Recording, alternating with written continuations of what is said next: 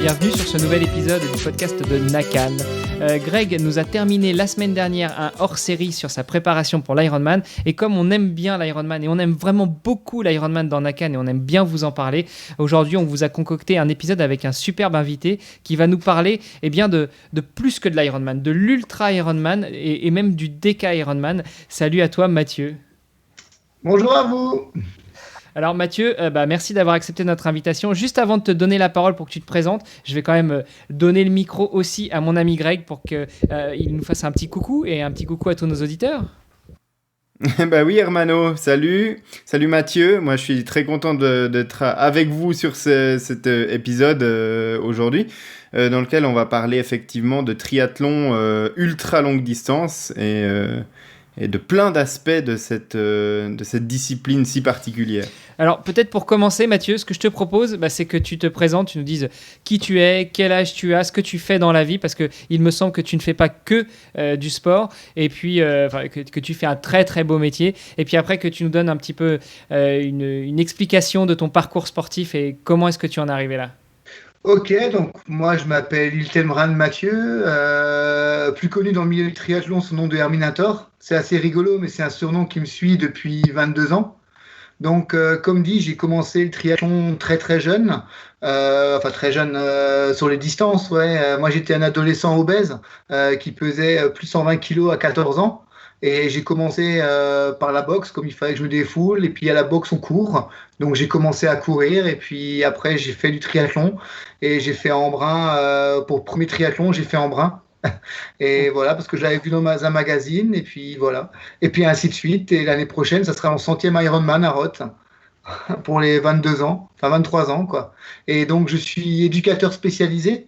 Donc, ma spécialité, c'est l'autisme. Donc, je travaille à l'équipe mobile autisme 67 et j'accompagne des personnes autistes pour aider à redynamiser un peu leur parcours de vie suite au diagnostic.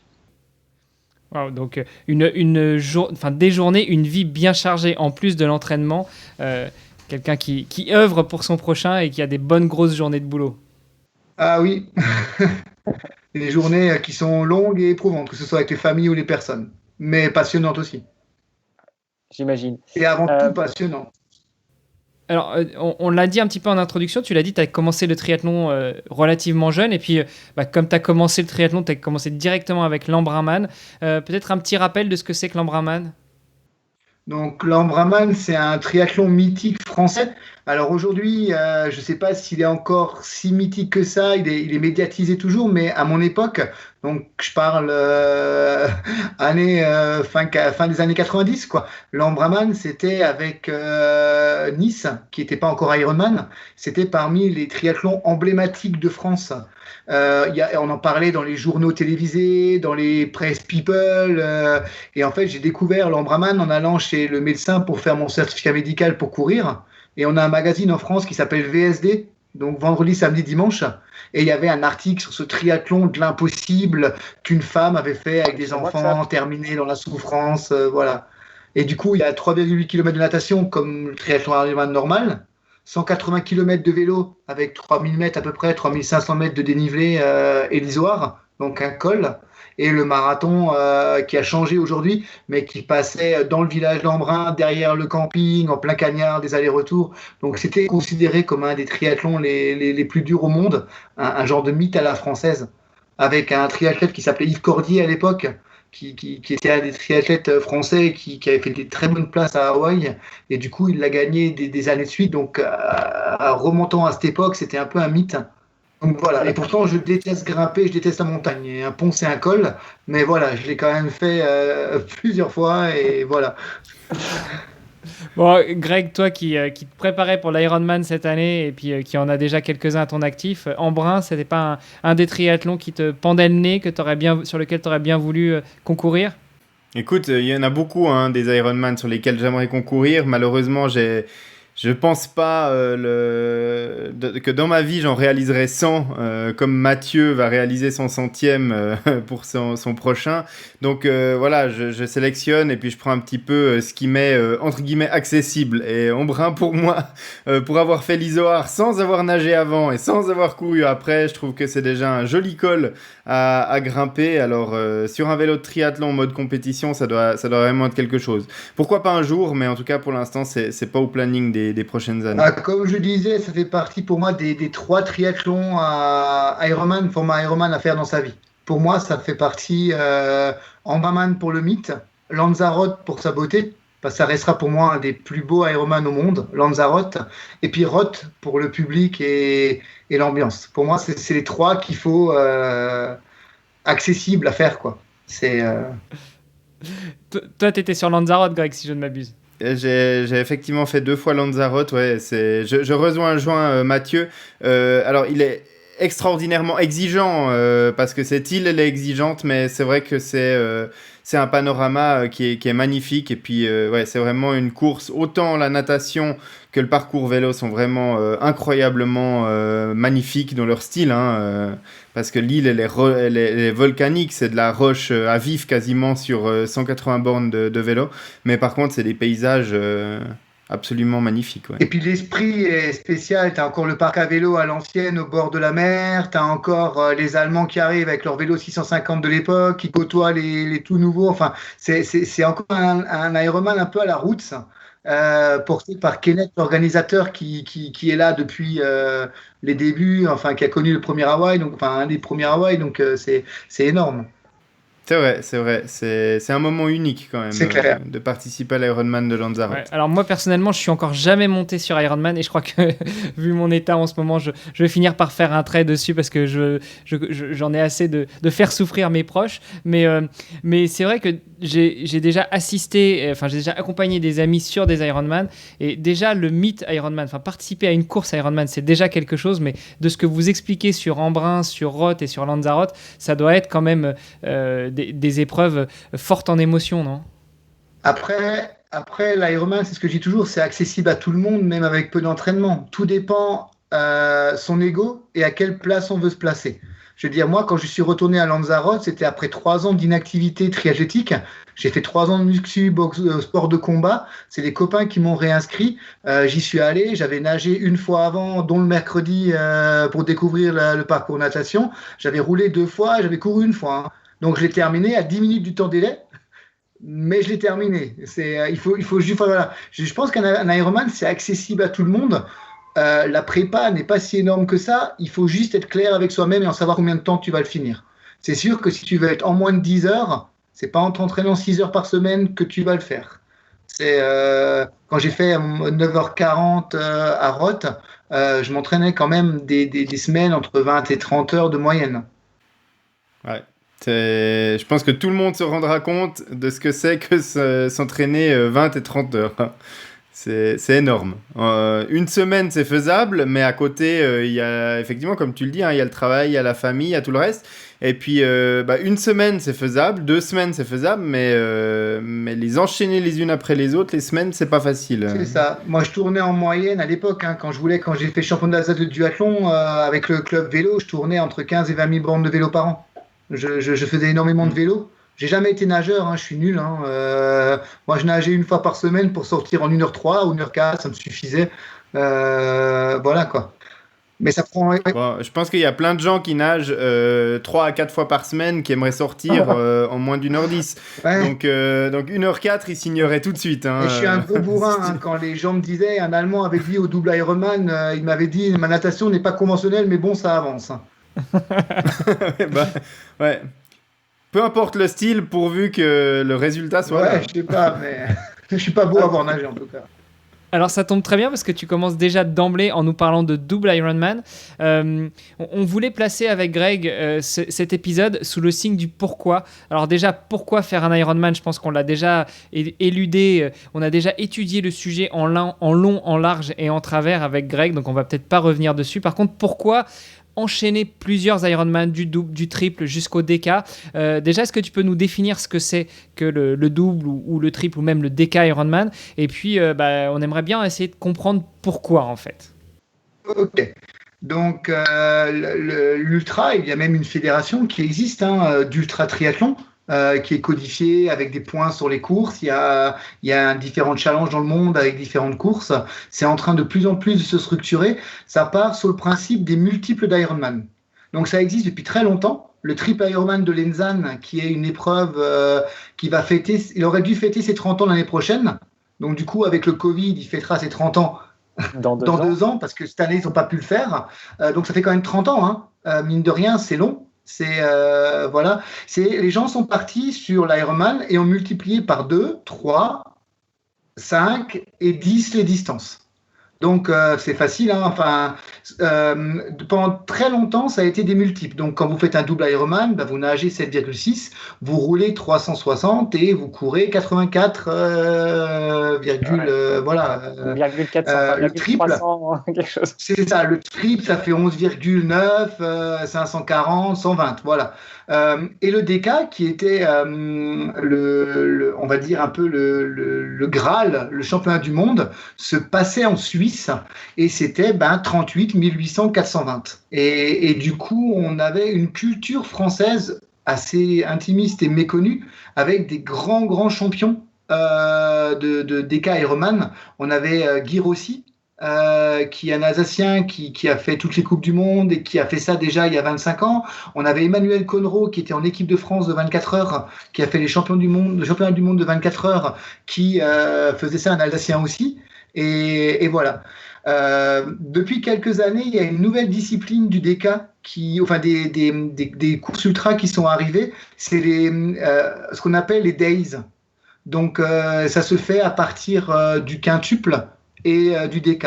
C'est-à-dire, au lieu de faire 38 km de natation, puis 1800 km de vélo, puis 422 à pied, vous faites un Ironman par jour sur 10 jours. Ce qui est une épreuve complètement différente parce que chaque matin, vous vous relevez pour faire un Ironman. Et c'est pas du tout comparable, en fait, en termes d'effort ni en termes de profil de course. Sur de l'ultra, jusqu'au double, vous n'avez pas besoin de dormir. Moi, j'ai un copain qui a fait un double Ironman en Allemagne. Il est arrivé avec, 1000 bornes de vélo, 100 à pied et nagé 3 fois. Il l'a terminé en 32 heures. Donc, en 32 heures, tu n'as pas forcément besoin de dormir. C'est comme un ultra-trail, en fait. Tu n'as pas forcément besoin de dormir. À partir du triple, il faut dormir. Si vous passez un temps certain sur l'épreuve, dès que ça dépasse 3 jours, il faut commencer à penser à dormir pour sa performance. À moins d'être parmi les meilleurs mondiaux, voilà. Et du coup, le day, c'est complètement différent parce que le day, vous ne gérez pas quand vous dormez. Vous dormez quand vous avez fini l'épreuve. Et c'est pas du tout la même chose. Parce que si vous n'êtes pas fatigué à la fin de l'épreuve, vous dormez pas, mais le lendemain matin, il faut quand même se lever. Tandis que sur un continu, il y a un Suisse qui a le record du monde au Swiss Ultra, justement à Bux. Il a le record du monde de DK Ironman continu. Et lui, dès la natation, il a choisi de couper, de dormir, parce qu'il a fait ça vraiment comme un ultra trail en fait. Il a pris le DK comme 38 km 1800 420. Et il a commencé à couper avec une sieste au bout de 20 bornes de natte. Il a dormi une demi-heure pour repartir. Il a vraiment géré son sommeil comme une grosse épreuve d'ultra, quoi. Et il a battu le record du monde en 7 jours et quelques. C'est énorme. Alors effectivement, pour la plupart des gens, c'est tellement stratosphérique que c'est difficile de s'imaginer. Maintenant, au niveau logistique, juste pour qu'on visualise bien le truc, donc on imagine qu'il y a une boucle de natation d'une distance, admettons, 1 km, qu'il faut faire 38 fois, par exemple. Alors, je te fais encore plus simple, c'est que ça se passe en piscine. Hein. D'accord. Ah, ouais. Alors, il y a un double Ironman en Floride qui est dans un lac en Floride, mais la plupart, le triple Ironman de Bad Blue en Autriche, c'est dans une piscine de 25 mètres, les 12 km natation. La plupart se font dans une piscine de 50. Donc, toute personne qui a déjà subi un entraînement de 4 km dans un bassin de 25 mètres sait à quel point c'est intéressant, ludique et divertissant. Et donc, on imagine tout à fait passer de l'entraînement de 4000 et le multiplier par 10 pour faire ces 38 km en bassin de 25 mètres. Ou 50 plutôt. Généralement, c'est 50. Ouais. Ouais. Bon, en même temps, à ce niveau-là, ça changera plus grand-chose entre nous. Détrompe-toi, parce que sur de telles distances, plus que tu tournes, plus que tu peux avoir le mal de mer. C'est quelque chose que je n'avais pas pensé. Quand je suis allé sur du long comme ça, jusqu'à 10 bornes, ça va. 12, 13 bornes, moi, je commençais à avoir envie de vomir. Hein. Et du coup, prendre des mal de transport, la coqueline ou un truc comme ça, c'est pas déconnant. Et sur 25 mètres, ça devient beaucoup plus vite, puisque tu fais 2 fois plus d'aller-retour. Ouais, donc tu nous disais que le pire, c'est pas tellement le double, voire le triple Ironman, mais c'est plutôt dès qu'on commence à augmenter, les problèmes de nausées et autres, enfin de maux de mer se font sentir. Bon, par contre, toi, c'est ça sur le continu. Hein. Ouais. Toi, tu étais plus sur du DK en days, et donc, du coup, tu sentais pas forcément ces problèmes-là. Non, jusqu'au triple en continu, et à partir du DK, j'ai fait 2 DK en day, ouais.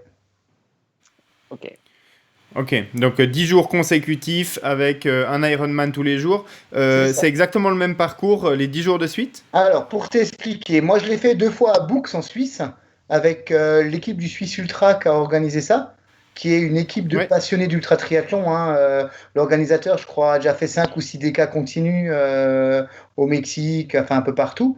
Et il a même fait un double DK Day, l'organisateur. Donc voilà. Tu nages dans la piscine de 50 à Boux, donc qui est entre 13 et 18 degrés hein, selon les jours. Le parcours vélo, c'est une boucle de 9 km. Et le parcours à pied, c'est un tour d'1 kilomètre. Ok, donc une boucle de 9 km en vélo, donc que tu vas faire 20 fois. C'est ça. Et puis dans une chaîne de montagne avec un vent de fou. Et si vous savez à peu près où c'est Boux en Suisse, c'est dans la Suisse allemande. En gros, vous avez un jour il fait 41 degrés, l'autre jour il fait 10 degrés, il pleut. Ah, c'est sympa par chez toi, Greg. Ouais, non, alors c'est pas vraiment par chez moi. Hein. Boux, c'est plus proche de Zurich en fait que de la Suisse romande dans laquelle je réside joyeusement. Je connais pas vraiment bien la région de Boux, je connais pas vraiment bien le canton d'Argovie d'ailleurs où c'est situé. Donc du coup, je peux pas vraiment me représenter si tu veux, le c'est lieu en vraiment question. un climat dans une chaîne de montagne. Tu es entre 2 chaînes de montagne, donc c'est un courant d'air. Et du coup, ça peut très vite changer. Je veux dire, tu peux avoir 40 degrés très chaud la journée et tout d'un coup, à 18h, avoir un orage, des trompes d'eau et tomber à 10 degrés. Quoi. Ouais, enfin, un climat alpin. Complètement. Voilà. Donc, et puis ça, en fait, le même parcours donc, tous les jours, pendant 10 jours de suite. Ce qui rajoute aussi à la difficulté mentale, parce que chaque jour, tu fais ces 20 fois vélo. Quoi. Comment ça se passe, alors, juste d'un point de vue pratique, 42 tours d'une boucle d'1 kilomètre en course à pied. Vous prenez 42 chouchous ? Non, en fait, tu as une puce sur toi. D'accord. Avec un tableau, tu as un ordinateur qui donne ton temps par tour et tes tours. Ok. C'est en temps réel. Mais ça, c'est habituel parce que j'ai fait beaucoup d'épreuves de 24 heures en course à pied, même plus. Et du coup, tu tournes souvent sur des anneaux de 900 mètres ou de moins d'1 kilomètre. Et c'est comme ça, tu as un tableau avec ton nombre de tours et tes kilomètres, avec la puce. Et alors, au final, tu disais qu'il y avait des championnats du monde de multiples, d'ultra Ironman, de DK Ironman. Qui est celui qui va gagner ? Parce que si on fait 10 Ironman, enfin, si on fait un Ironman par jour, est-ce que c'est celui qui arrive le premier, le 10e jour, ou est-ce qu'on cumule les temps de chaque Ironman sur les 10 jours ? C'est le cumul des temps. Ok. Mais alors, ce que les gens, parce que beaucoup de gens disent, ouais, l'ultra, c'est des gens pas rapides qui y vont, parce que, enfin, il y a un peu un débat sur l'ultra, que ça sert à rien, que c'est que des gens lents, bidule, machin. Pour remettre un petit peu du sens, le mec qui gagne le DK Day, il est en 10 heures par jour, tous les jours, avec le 10e jour en 9h40. Ça replace un petit peu le débat. Donc voilà, c'est juste pour dire que c'est pas que des gens qui vont faire 18-19 heures par jour. D'ailleurs, il n'y en a pas, je veux dire, la moyenne, ils font on fait tous entre 13 heures et 15h30 par jour, quoi, selon la météo. maintenant, on a parlé de la boucle de 9 km de vélo pour faire son Ironman quotidien, de la boucle de 1 km pour faire son marathon, de la natation dans un bassin de 25 mètres. Non, de 50, on t'a ou de dit. 50, de 50. Et donc, du coup, ça, tous les jours, pendant 10 jours de suite. Moi, j'ai une seule question à te poser, Mathieu. Oui. Pourquoi ? Pourquoi ? Pourquoi est-ce qu'on en arrive à s'inscrire là-dessus et puis, qu'est-ce qu'on va y chercher sur ce genre de défi ? Alors, je vais te dire d'où c'est venu pour moi. Après, pour les autres, je ne peux pas parler au nom des autres, hein, mais je vais te dire d'où c'est venu. Donc, moi, quand Oui. j'ai démarré la course à pied, j'ai rejoint un club qui s'appelait le Club Grand Fond Mulhouse. D'accord ? Donc, Mulhouse, c'est une ville où j'habitais. Et du coup, quand j'ai commencé à courir, moi, j'ai été très bête et basique, hein. J'ai vu un 5 km, je l'ai fait. Sur la table du 5 km, il y avait un 10 km, je l'ai fait. Sur la table du 10 km, il y avait un prospectus pour un marathon, je l'ai fait. Sur la table du marathon, il y a un prospectus pour le 100 km, je l'ai fait. Et il y avait un prospectus pour le 24 heures, je l'ai fait. Tu vois, je suis allé très basiquement, hein, le tout en 2 ans, hein. Donc, D'accord. moi, je voulais voir et je suis allé. Et du coup, j'ai rencontré dans ce club-là des gens qui avaient comme philosophie l'ultra. Des gens qui avaient fait la course comme le Spartathlon, je ne sais pas si vous connaissez, la course d'Athènes à Sparte, les 240 km, qui sont très mythiques. Des gens qui faisaient les championnats de France de 24 heures, mais avec plus de 200 bornes en 24 heures. Enfin, qui couraient à 8-9 km/h sur 24 heures, voire plus, quoi. Et du coup, j'ai eu une certaine fascination pour l'ultra et pour ces courses très longues. Et quand j'ai découvert le triathlon, j'ai eu dans notre région, j'ai découvert des gens en Alsace, justement avec Guy Rossi, Emmanuel Connereau, qui faisaient du DK. Et j'avais 18 et demi, 19 ans, et je me suis dit, je veux faire un DK un jour. Oui, alors moi j'arrive tout à fait à comprendre le défi au niveau de la distance, hein. On a déjà parlé d'ultra endurance dans nos épisodes précédents du podcast et j'ai déjà fait des références à des courses comme il y a des courses à pied d'ultra, hein, qui font rêver. Il y a le Leadville Trail 100, il y a le Badwater Ultra Marathon, il y a l'Ultra Trail du Mont Blanc. Enfin bref, il y en a une multitude et ces courses-là, moi je me dis qu'elles me font un peu rêver parce que voilà, elles sont dans des endroits qui sont mythiques, qui sont des endroits dans lesquels il y a un réel challenge à aller faire le truc. Et puis pour moi, là, il y a un véritable défi, comme tu le dis, de faire de l'ultra-endurance et puis d'y aller. Maintenant, tu me dis, tu dois faire une course d'ultra. Alors si tu me dis, tu vas faire 10 jours de suite un Ironman, moi, je vois plutôt le truc 10 jours... 10 villes dans une région ou 10 endroits dans une région et 10 Ironman différents, ça me vend un peu du rêve. Alors après, bon, évidemment qu'il y a il y a le problème de la logistique, de l'organisation, etc. Mais voilà, maintenant tu me dis, tu vas faire 10 jours de suite un Ironman dans un bassin de 50 mètres, sur un parcours de 9 km de vélo et puis sur un parcours de 1 km de course à pied. Moi, je suis lassé en faisant la reconnaissance des parcours. En fait, c'est ce que tu as l'impression de l'extérieur, mais une fois quand tu es dedans, c'est comme quand tu fais un 24 heures. En fait, les concurrents, ça devient un microcosme. Je ne sais pas comment t'expliquer. Je ne sais pas si tu as déjà connu des périodes de boulot où tu as tellement travaillé que tes collègues, tu as l'impression que tu les vois plus que ta famille. Et du coup, ça devient... là, c'est ça. En fait, tu n'as plus l'impression de faire les mêmes boucles. Tu raisonnes en termes de tours, en termes de vélo, et ça devient comme une routine, si tu veux. Tu vois plus ça. Ça devient des repères chaque jour. Comme chaque jour, quand tu vas travailler et que tu fais ton même chemin pour aller travailler, tu vois, tu te rends plus compte, en fait. Ouais, j'ai vraiment un petit peu de mal à m'imaginer ça. En fait, bon... Mais après, moi, c'était vraiment le défi, les 10 en 10, voir si c'est possible, tu vois. Après, j'ai fait d'autres défis, hein. J'ai aussi fait 24 heures d'home trainer, hein. Ouais, alors effectivement, on n'est pas fait du même bois. En fait, juste cette dernière affirmation me laisse penser qu'on n'est pas du tout fait du même bois. Parce que tu vois, moi, après 40 minutes de home trainer, j'ai envie de tout lancer par la fenêtre. Ouais, moi, j'ai une maxime avec les copains ou avec ma femme aussi, elle est assez comme ça, elle est pareille, où on dit, un jour, on se lève et on a une idée à la con. Tu connais le hashtag idée à la con ? Ma femme, à 9 mois, on a eu l'idée à la con, on a une tour en Allemagne à côté de chez nous qui fait 240 marches. Et on s'est dit, tiens, si on faisait l'équivalent du dénivelé positif du Mont Blanc en montant et descendant cette tour. Eh ben, tu vois, on s'est dit, allez, on le fait. On l'a fait pour l'association Autisme Alsace. Ma femme, elle a monté l'équivalent de 25 montées, je crois, 2000 mètres de dénivelé. Elle était enceinte de 9 mois. Bah, c'était quoi? L'idée, c'était d'aller accoucher le plus vite possible? Si elle avait plus, ça lui aurait bien plu, mais voilà, c'était le truc idéal à con. La dernière fois, on s'est dit, tiens, si on faisait 1000 montées de boxe en format escalier. Donc, on a fait, pour une assos, 1000 montées de boxe. Alors, effectivement, pour revenir sur ce que disait Greg, il y a vraiment le pourquoi tu vas te lancer sur ce type de défi. Et je pense que c'est vraiment le mot. C'est-à-dire que ce que tu vas rechercher, ça va être plus que le fameux hashtag idéal à con, c'est plus des défis et te donner un objectif, visualiser quelque chose. Et peut-être qu'on le sent déjà dans ton introduction quand tu dis qu'à 14 ans, tu étais un obèse, un gamin obèse qui pesait 120 kilos et que tu t'es dit, bah, tiens, je vais faire du sport pour maigrir un peu. C'était peut-être déjà là ton premier défi. C'est complètement ça, ouais. Et je m'étais dit, un jour, je ferai un DK, et du coup, ben, je suis allé le faire. Et si je l'ai fait 2 fois, c'était pas voulu, en fait. Hein. La deuxième fois, je voulais faire le DK continu, en fait. Donc, la première année, j'ai fait le DK. Et tu t'es trompé d'inscription, c'est ça? Non, du tout. J'ai commencé le DK continu. J'ai nagé 19 km à peu près 22. Et en fait, j'ai été malade comme un chien. Mais vraiment malade. J'ai pas supporté un truc, bidule machin. J'ai vomi pendant la nuit, hypothermie. Et du coup, bah, c'était plus possible de continuer. Même le staff médical voulait pas me laisser continuer. Et du coup, comme je suis un têtu, je suis allé voir l'organisateur et j'ai dit, attends, je suis pas venu pour rien faire. Réinscris-moi sur le DK Day qui partait le lendemain.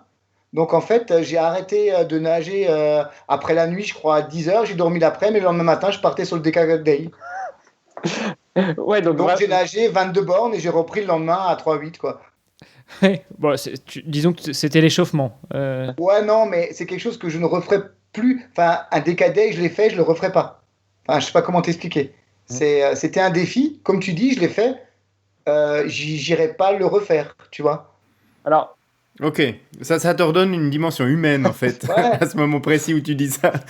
Et c'est surtout à l'instant T, parce qu'on a une famille, c'est 10 jours où t'as... Enfin, moi j'y suis allé, y en a qui avaient un staff de fou, des tentes de fou, des hôtels. Moi j'y suis allé avec une tente quechua, un abri de pêche, mes enfants en staff, et c'était génial, hein, franchement dit, c'était super cool.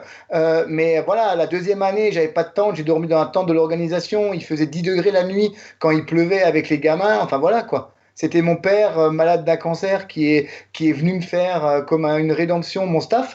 Tu vois, c'était une aventure, avant tout une aventure humaine, tu vois. C'était une équipe avec ma famille, mon père malade, tu vois. C'était vraiment une aventure, quoi.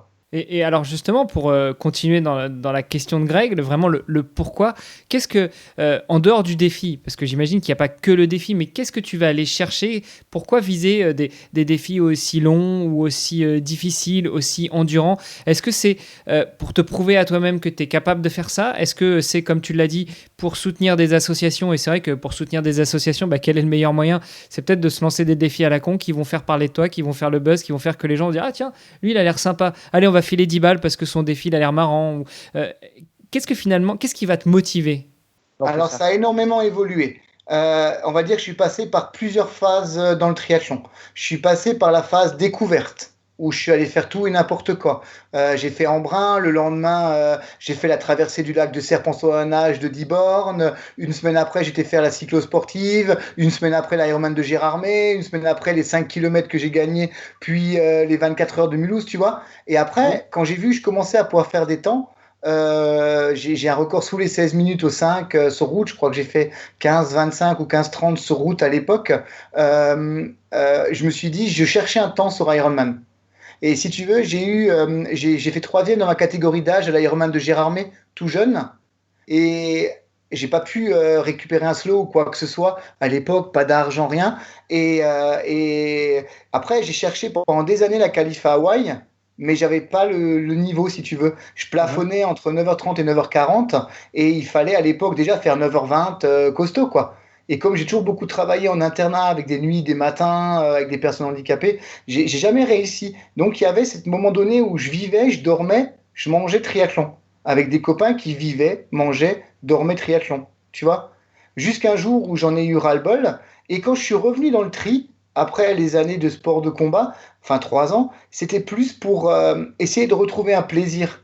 Et là, je me suis dit, merde, j'en ai fait tellement, mais j'ai toujours dit que je faisais un DK et je ne l'ai jamais fait. Et là, je suis allé, je pense, dans le défi, est-ce que tu es capable, où est ta limite?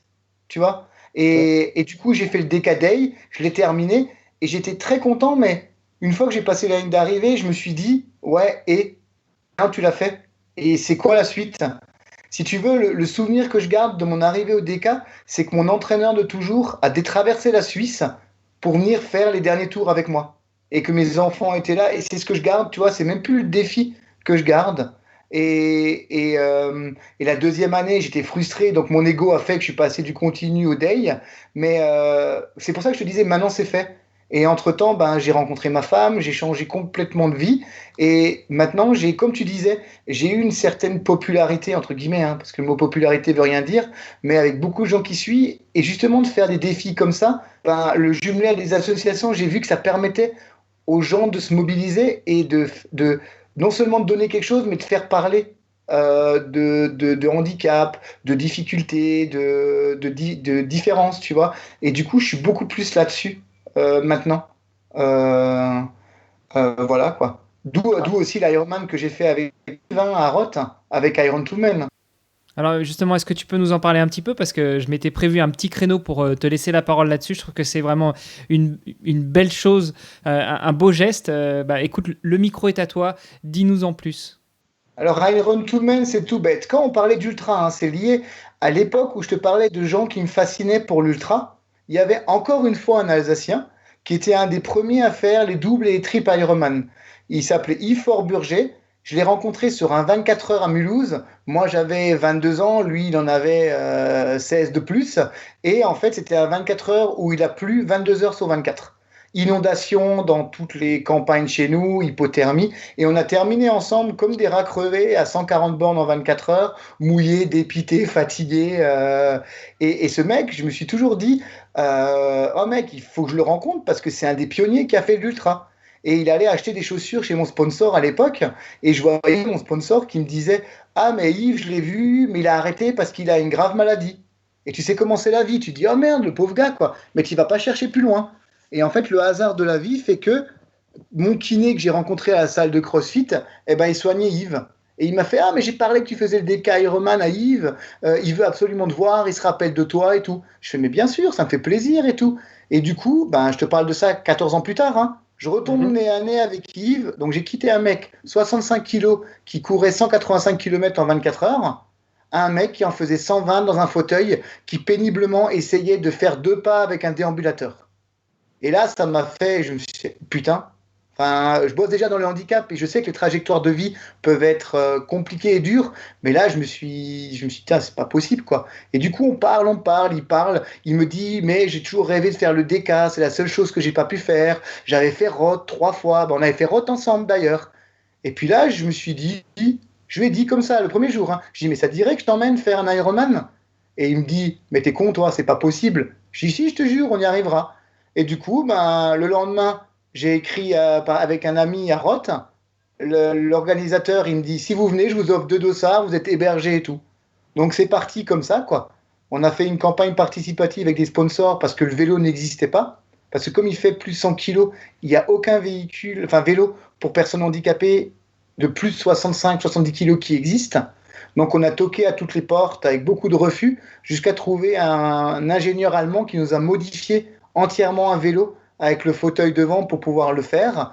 On a eu la chance d'avoir un gros sponsor qui nous a payé le vélo parce qu'il coûtait 15 000 €.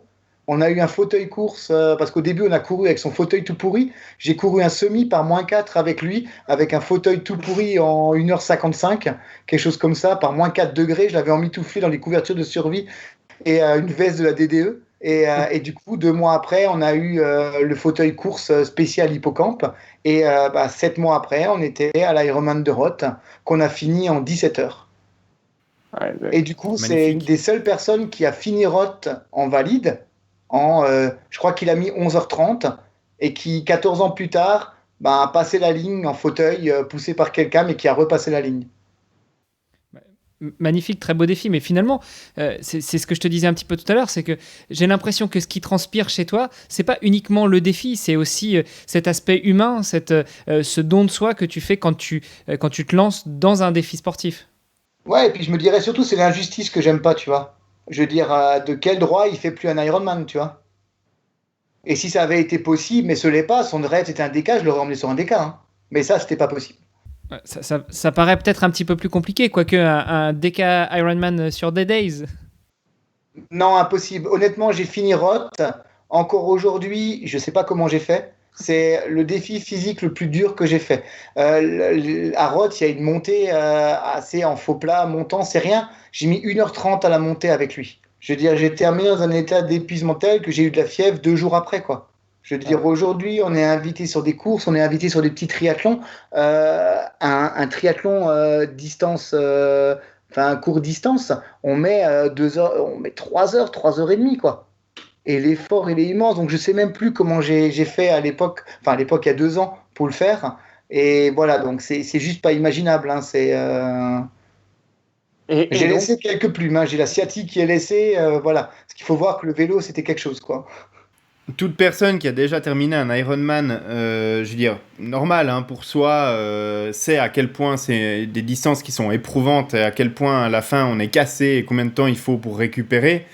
Donc voilà, c'est pas très difficile d'imaginer l'effort pour terminer ces distances-là avec une deuxième personne qu'on emmène à bout de bras. Surtout à 120 kilos. Hein.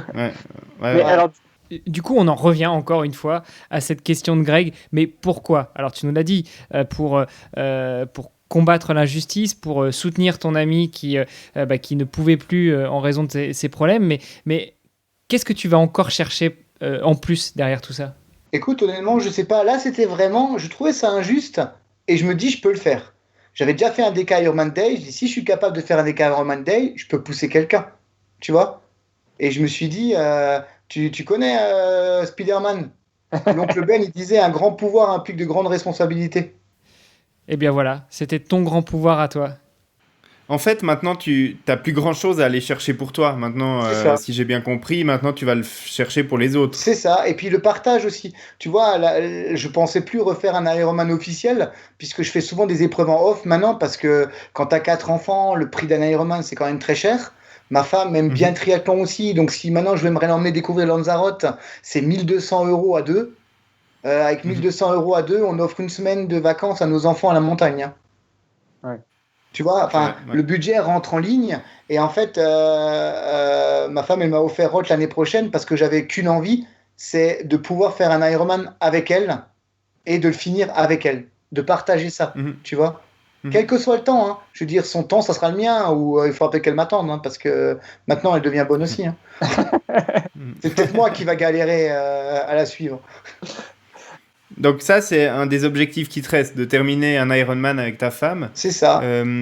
Est-ce qu'il y a un autre défi encore qui te reste dans un coin de la tête et tu te dis ça, il faudrait que je le fasse. J'aimerais le faire, je veux le faire. Ouais, il y en a plusieurs. Bah, déjà, avec Yves, il veut faire les 100 km de Millau parce qu'il a toujours rêvé de les faire. Donc cette année, il n'y a pas eu, mais 2021, c'est les 100 km de Millau avec Yves. okay. Il a une autre idée en tête à la con, c'est la traversée de la Manche. Donc, je sens bien que je vais traverser la Manche en tractant, tu vois. Alors, ce qui est sympa, c'est que lui, il a les idées et toi, tu mets en pratique, c'est ça? Ouais, c'est à peu près ça, ouais. Il a des idées, voilà. Mais du coup, comme ma femme, elle nage aussi, on se dit, tiens, si on le tractait à deux, tu vois, en se relayant, ça pourrait être sympa aussi, tu vois. Donc voilà, il y a 2-3 trucs comme ça. Après, j'ai encore dans la tête un truc, mais ça sera pour quand je suis vieux. J'ai toujours rêvé de faire un DK Day, mais intégralement sur home trainer et tapis de course. À l'intérieur. Ah ouais, donc je sens que Yann Frodeno va pouvoir aller se recoucher assez rapidement avec son Ironman, mono Ironman indoor. C'est ça. Ça sera quand je serai vieux, qu'il n'y aura plus d'enfants. Enfin voilà, c'est...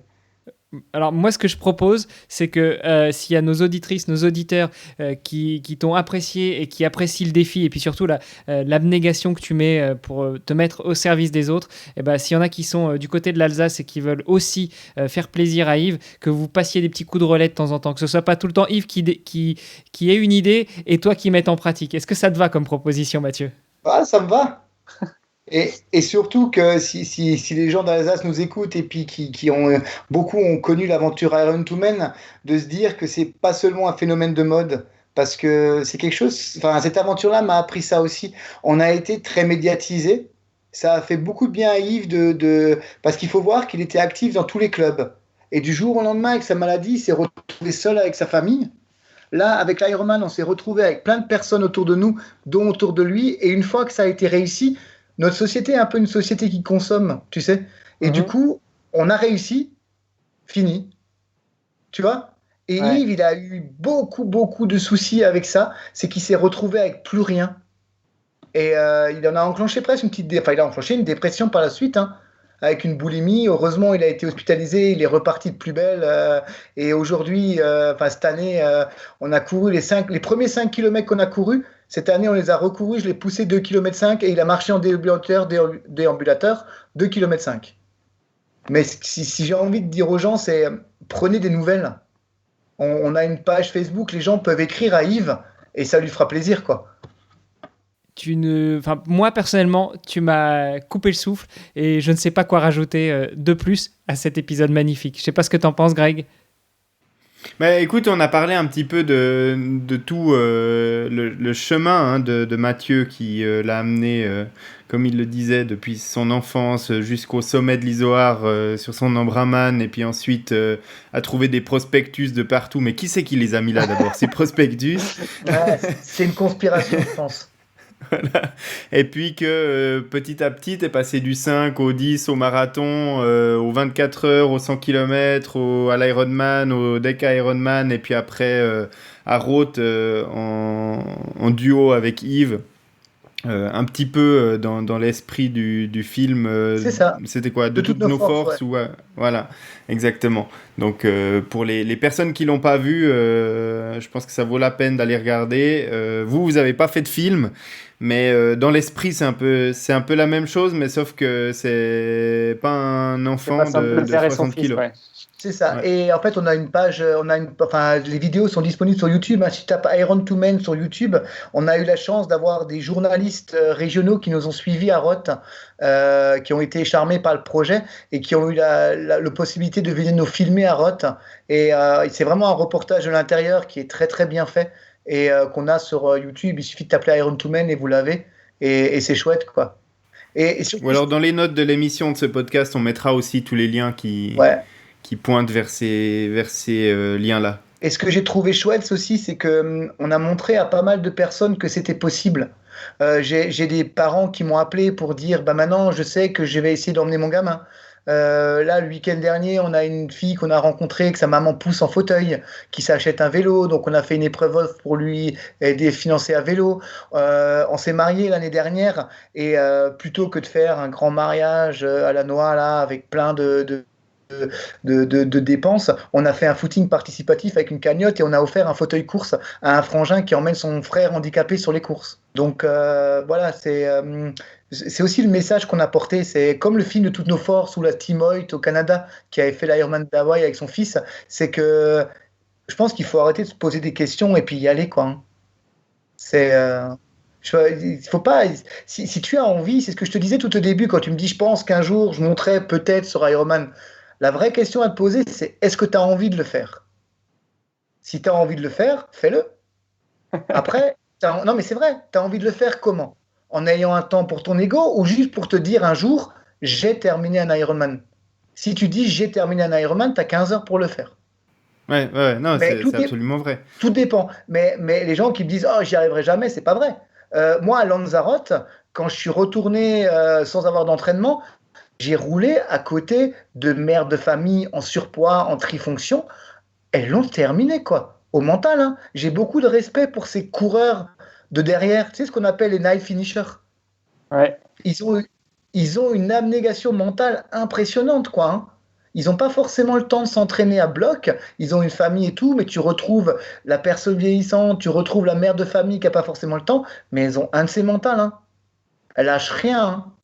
Hein. Et je trouve que c'est agréable à voir aussi, tu vois.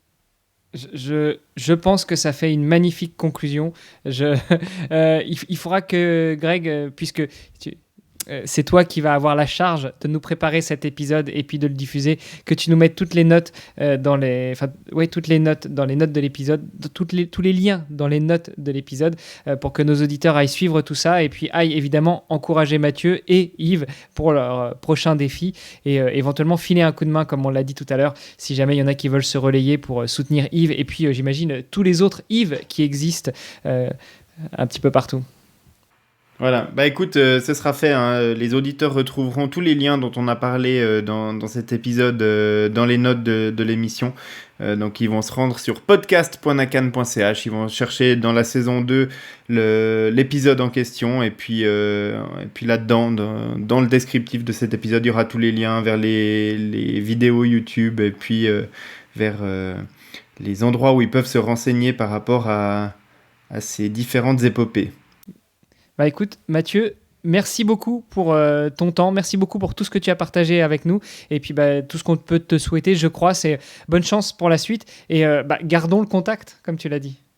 Sans souci, merci beaucoup. Ouais, merci beaucoup Mathieu, c'était un vrai plaisir d'enregistrer cet épisode et puis plein succès pour tes challenges futurs. Ouais, merci. Merci, ciao ciao.